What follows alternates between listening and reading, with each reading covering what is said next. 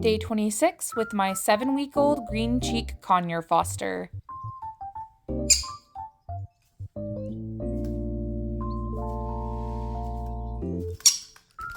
She's losing a little bit of weight, which is totally normal during the weaning process. This is her favorite spot right now.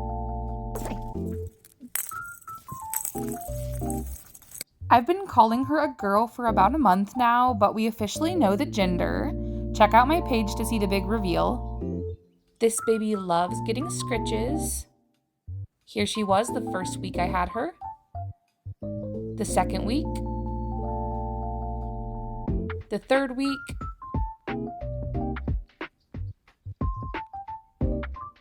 And the fourth week so far. Stay tuned for more.